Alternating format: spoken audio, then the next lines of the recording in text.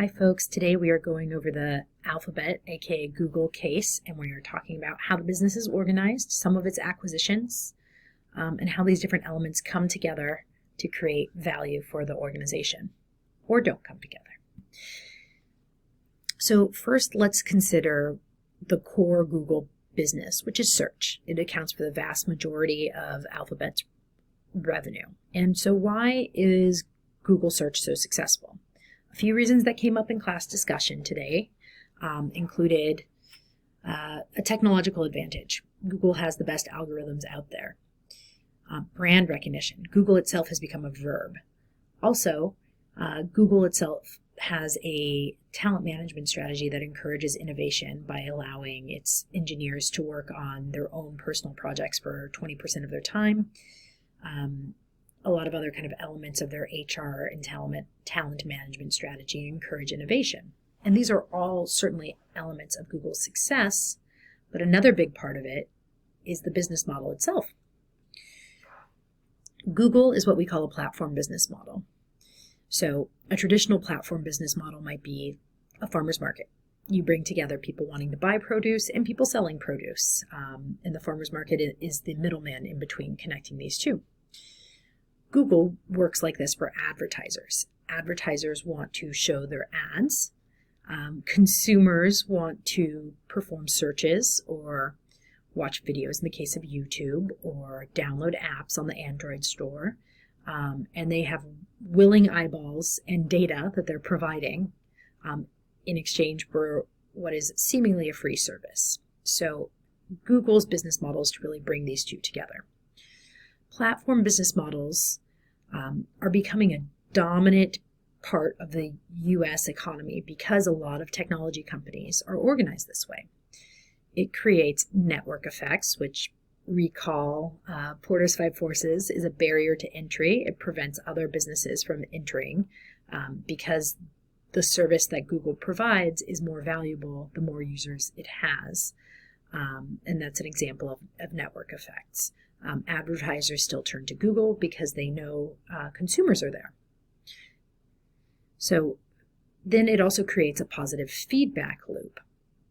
When consumers use Google's products and services, they provide more data, which improves the Google algorithm and creates a better search experience.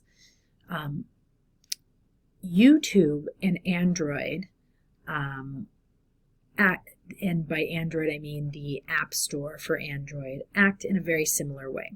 They are also platform businesses. But what about Google's quote-unquote moonshot businesses? This case in particular focuses on Nest. Are they the same?